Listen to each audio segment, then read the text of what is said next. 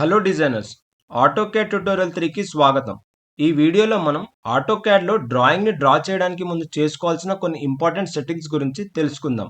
కాబట్టి మీరు ఫర్దర్గా ఆటోక్యాడ్లో డ్రాయింగ్ డ్రా చేసేటప్పుడు ఎలాంటి ప్రాబ్లం లేకుండా ఈజీగా డ్రా చేయగలుగుతారు. కాబట్టి వీడియోని పూర్తిగా చూడండి, మీకు తప్పకుండా యూజ్ అవుతుంది. ఒకవేళ మీకు ఇక్కడ కమాండ్స్ కనిపిస్తున్నాయి కానీ మీకు కనిపించకపోతే ఎలా కనిపించేలా చేయాలో ఇప్పుడు చూద్దాం. నేను ఇక్కడ హోమ్ పైన డబల్ క్లిక్ చేస్తున్నా. చూడండి, ఈ కమాండ్స్ అనేవి వెళ్ళిపోయాయి. మళ్ళీ ఇంకోసారి క్లిక్ చేస్తున్నా. జస్ట్ మనకు నేమ్సే కనిపిస్తున్నాయి. నెక్స్ట్ మళ్ళీ ఇంకోసారి క్లిక్ చేస్తున్నా. సో మొత్తానికి కమాండ్స్ డ్రా గ్రూప్స్ వెళ్ళిపోయాయి, కమాండ్స్ వెళ్ళిపోయాయి.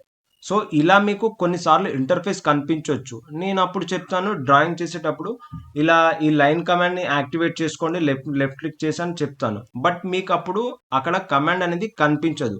అలాంటప్పుడు కంగారు పడకుండా మీరు సింపుల్గా ఈ హోమ్ పైకి వెళ్ళి డబల్ క్లిక్ చేయండి, అంతే. మీకు కమాండ్స్ అనేటివి యాక్టివేట్ అయిపోతాయి.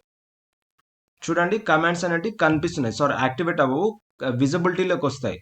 సో ఇలా మీరు ఆ కమాండ్ని యాక్టివేట్ చేసుకోవచ్చు. ఓకే, ఇది అర్థమైంది కదా. నెక్స్ట్ మనకి నెక్స్ట్ తెలుసుకోవాల్సింది డైనమిక్ ఇన్పుట్. ఈ డైనమిక్ ఇన్పుట్ కంటే ముందు మనం కమాండ్ యాక్టివేట్లో ఉందా, యాక్టివేట్లో లేదా ఎలా తెలుసుకోవాలో చూద్దాం. ఇక్కడ చూడండి, క్రాస్ ఎయిర్ పైన మీకు క్రాస్ ఎయిర్ సెంటర్లో స్క్వేర్ కనిపిస్తుంది.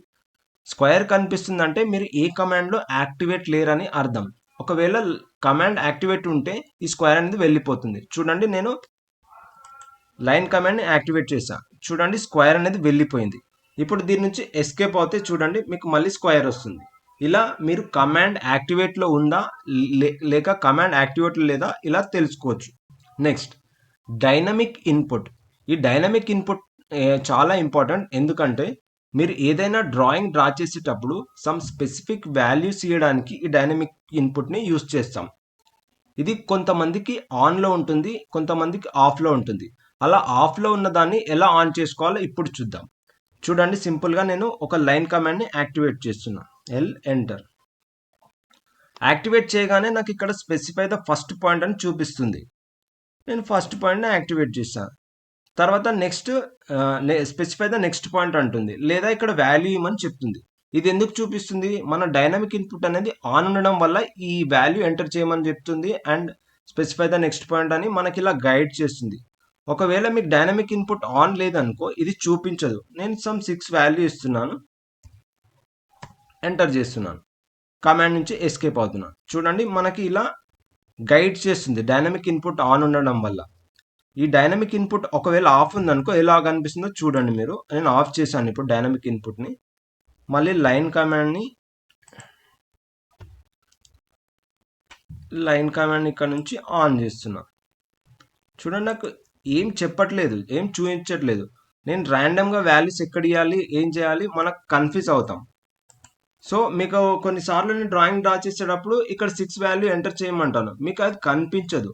అలాంటప్పుడు మీరు కన్ఫ్యూజ్ అవ్వకుండా ఇక్కడ అప్లికేషన్ స్టేటస్ బార్లో ఈ ప్లస్ సింబల్ ఉందా, ఈ ప్లస్ అండ్ కింద చిన్న బార్ ఉంది, దాన్ని డైనమిక్ ఇన్పుట్ అంటాం. ఇది ఆఫ్లో ఉంది. దీన్ని ఆన్ చేయడం వల్ల మీకు చూడండి, ఇప్పుడు కమాండ్ యాక్టివేట్ చేశాను, మనకి ఈజీగా చూపిస్తుంది. నేను ఇలా అని 6 వాల్యూ ఎంటర్ చేయమంటే మీరు ఈజీగా డ్రా చేయగలుగుతారు. ఇలా మీకు డైనమిక్ ఇన్పుట్ అనేది చాలా యూజ్ అవుతుంది.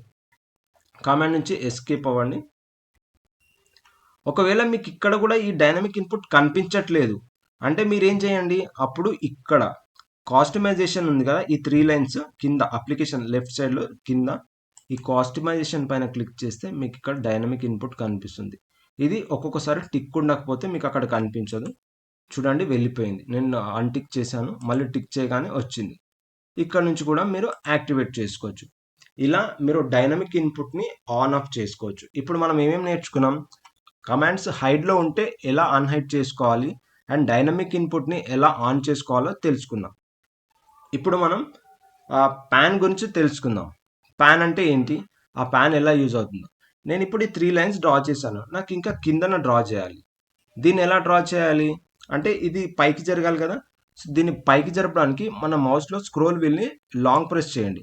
చేసి మీకు ఎక్కడ కావాలంటే అక్కడ మూవ్ చేస్తే ఇలా చేసుకోవచ్చు. ఇది 1 మెథడ్. అండ్ అలా కాదు, మీరు ఒక షార్ట్ కట్ ఉంటుంది దీనికి, పి ఎంటర్. చూడండి హ్యాండ్ సింబల్ వచ్చింది. హ్యాండ్ సింబల్ వచ్చిన తర్వాత మీరు లెఫ్ట్ క్లిక్ ఇచ్చి మీకు కావాల్సినట్టు కూడా జరుపుకోవచ్చు. ఇది కూడా మీకు యూజ్ అవుతుంది. And Zoom in, Zoom out. ఈ స్క్రోల్ వీల్ని మీకు ఎక్కడ కావాలో అక్కడ ప్లేస్ చేయండి. ఫస్ట్ ఇది కమాండ్ నుంచి ఎస్కేప్ అవ్వండి. చూడండి ఇక్కడ నాకు జూమ్ అవ్వాలి అన్నప్పుడు ఈ స్క్రోల్ వీల్, మీ మౌస్లో స్క్రోల్ వీల్ ఇక్కడ ఉంచి స్క్రోల్ వీల్ని రోల్ చేస్తే మీరు జూమ్ ఇన్, జూమ్ అవుట్ కూడా చేసుకోవచ్చు. ఓకే డిజైనర్స్, మనకిప్పుడు హైడ్ అయిన కమాండ్స్ని ఎలా అన్హైడ్ చేసుకోవాలో అండ్ డైనమిక్ ఇన్పుట్ని ఎలా ఆన్ చేసుకోవాలో అండ్ ఈ నావిగేషన్ని ఎలా యూజ్ చేయాలో తెలుసుకున్నాం. మన నెక్స్ట్ వీడియోలో లైన్ అండ్ పాలిలైన్ గురించి తెలుసుకోబోతున్నాం. అండ్ ఈ లైన్కి పాలిలైన్కి ఉన్న డిఫరెన్స్ ఏంటో కూడా డిస్కస్ చేస్తాం. కాబట్టి వీడియోని మిస్ అవ్వకూడదు అనుకుంటే మన ఛానల్ని సబ్స్క్రైబ్ చేసుకోండి, నోటిఫికేషన్ని ఆన్ చేసుకోండి. నా ఎక్స్ప్లెనేషన్ కనుక నచ్చితే వీడియోని లైక్ చేసి మీ ఫ్రెండ్స్ అండ్ ఫ్యామిలీకి షేర్ చేయండి. మళ్ళీ కలుద్దాం.